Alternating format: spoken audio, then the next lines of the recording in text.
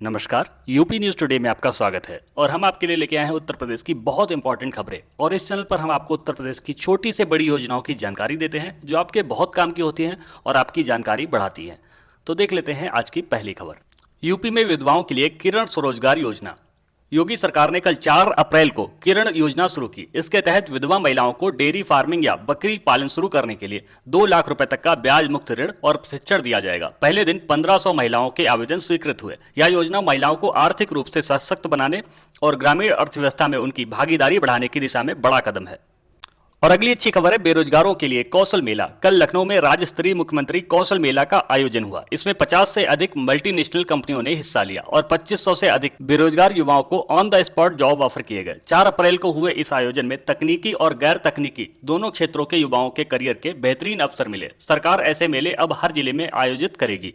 और अगली अच्छी खबर आ रही है किसानों को नमो ड्रोन दीदी का विस्तार। कृषि विभाग ने कल 4 अप्रैल को घोषणा की कि प्रदेश के 5000 नए महिला स्वयं सहायता समूहों को मुफ्त ड्रोन दिए जाएंगे। ये महिलाएं ड्रोन दीदी बनकर साथ ही किसानों के खेत में कीटनाशकों का छिड़काव करेंगी, जिससे उन्हें प्रति एकड़ 500 रुपए तक की कमाई होगी। तकनीक के इस मेल से खेती आसान होगी और महिलाओं की भी आय बढ़ेगी। अगली खबर है छात्रों के लिए डिजिटल लाइब्रेरी कार्ड। शिक्षा विभाग ने कल प्रदेश के सभी सरकारी कॉलेजों के छात्रों के लिए universal digital library card launch किया। 4 अप्रैल से छात्र एक ही कार्ड से देश विदेश की 10 लाख से अधिक ई बुक्स और शोध पत्रों को ऑनलाइन एक्सेस कर सकेंगे। यह पहल छात्रों को वैश्विक स्तर की अध्ययन सामग्री घर बैठे उपलब्ध कराने के लिए शुरू की गई है। अगली खबर है अयोध्या में कनक भवन का सौंदर्यीकरण। अयोध्या के प्रसिद्ध कनक भवन मंदिर परिसर के विस्तार और सौंदर्यीकरण का काम कल 4 अप्रैल को पूरा हो गया। अब श्रद्धालु अधिक खुले स्थान और आधुनिक सुविधाओं के साथ दर्शन कर सकेंगे। लाइट एंड साउंड शो की नई कड़ियों को भी जोड़ा गया है। इससे रामनगरी आने वाले पर्यटकों को एक अलौकिक अनुभव प्राप्त होगा। अगली खबर है वाराणसी में क्रूज टर्मिनल का उद्घाटन। प्रधानमंत्री के संसदीय क्षेत्र वाराणसी में कल गंगा किनारे एक आधुनिक क्रूज टर्मिनल का उद्घाटन हुआ। 4 अप्रैल से पर्यटक यहां से लंबी दूरी के क्रूज सफर का आनंद ले सकेंगे। टर्मिनल पर वोटिंग, लाउंज और फूड कोर्ट जैसी सुविधाएं भी दी गई हैं। इससे वाराणसी के जल पर्यटन को अंतर्राष्ट्रीय स्तर पर नई पहचान मिलेगी। और नोएडा में फ्लाइंग टैक्सी का ट्रायल। जेवर एयरपोर्ट को फिल्म सिटी से जोड़ने वाली देश की पहली फ्लाइंग टैक्सी ई-विटॉल का कल सफल तकनीकी परीक्षण किया गया। 4 अप्रैल को हुए इस ट्रायल के बाद अधिकारियों ने बताया कि अगले साल तक यह सेवा आम जनता के लिए उपलब्ध हो सकती है। यह भविष्य के यातायात की दिशा में यूपी की एक क्रांतिकारी छलांग है। अगली खबर है बुंदेलखंड एक्सप्रेसवे पर सौर ऊर्जा। कल 4 अप्रैल को बुंदेलखंड एक्सप्रेसवे के दोनों किनारों पर सोलर पैनल लगाने का काम शुरू हुआ। इस प्रोजेक्ट से 500 मेगावाट बिजली पैदा होगी, जिससे एक्सप्रेसवे की लाइटिंग और आसपास के गांवों को मुफ्त बिजली मिलेगी। यूपी का यह पहला सोलर एक्सप्रेसवे होगा जो हरित ऊर्जा के संकल्प को पूरा करने में मददगार साबित होगा। अगली खबर है पशुपालकों के लिए ई पशु पोर्टल।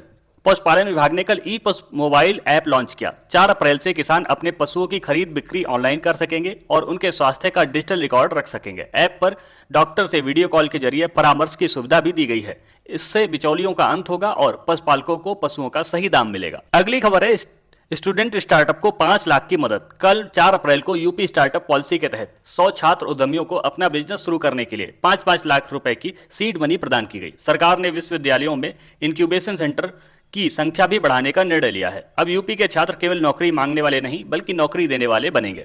अगली बहुत अच्छी खबर है शहरी गरीबों के लिए स्मार्ट रसोइयां। नगर विकास विभाग ने कल घोषणा की कि प्रदेश के सभी अन्नपूर्णा भोजनालयों को अब स्मार्ट रसोइयों में बदला जाएगा। 4 अप्रैल से इन केंद्रों पर 10 रुपए में पौष्टिक थाली के साथ साथ मुफ्त आरओ पानी की सुविधा दी जाएगी। यह योजना दिहाड़ी मजदूरों और बेघर लोगों के लिए वरदान साबित हो रही है। अगली खबर है गांव में पंचायती सचिवालय का अपग्रेड। कल 4 अप्रैल को प्रदेश की 2000 ग्राम पंचायतों में हाई स्पीड इंटरनेट और बैंकिंग कॉरेस्पॉन्डेंट की सुविधा शुरू की गई। अब ग्रामीणों को पेंशन निकालने या सरकारी फॉर्म भरने के लिए ब्लॉक मुख्यालय नहीं जाना पड़ेगा। पंचायत सचिवालय ही अब गांव का सिंगल विंडो सेवा केंद्र बन गया है, जिससे समय की बचत होगी। अगली खबर देखते हैं महिलाओं को ई रिक्शा पर 50% सब्सिडी।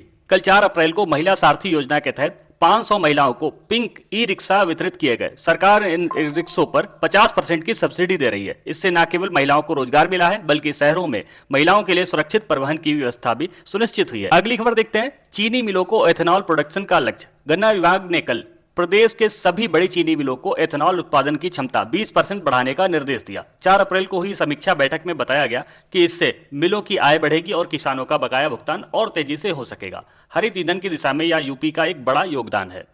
और अगली खबर है, मदरसा शिक्षा में कोडिंग अनिवार्य। कल 4 अप्रैल को अल्पसंख्यक कल्याण विभाग ने घोषणा की कि प्रदेश के सभी मान्यता प्राप्त मदरसों में आधुनिक शिक्षा के तहत कोडिंग और प्रोग्रामिंग सिखाई जाएगी। इसके लिए शिक्षकों को विशेष ट्रेनिंग दी जा रही है।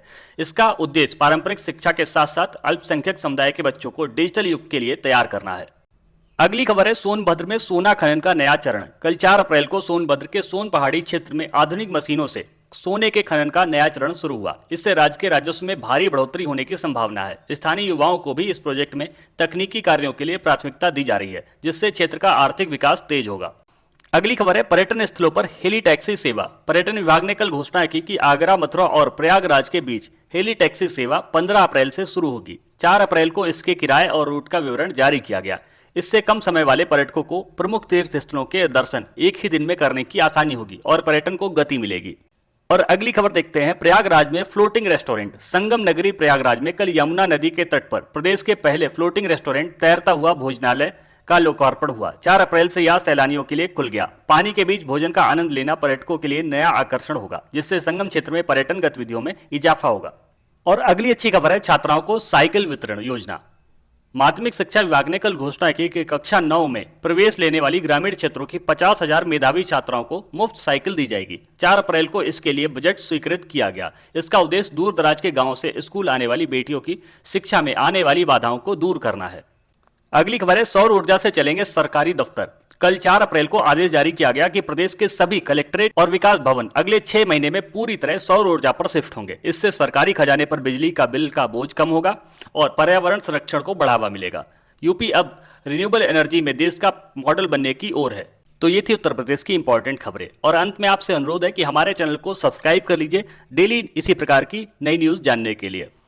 और वीडियो पे अपना प्यार भरा लाइक और कमेंट करना मत भूलिएगा। और हमें यह भी बताइएगा आप किस शहर से हमारी खबरें देख रहे हैं। और पूरा वीडियो देखने के लिए बहुत बहुत धन्यवाद। आपका समय शुभ हो।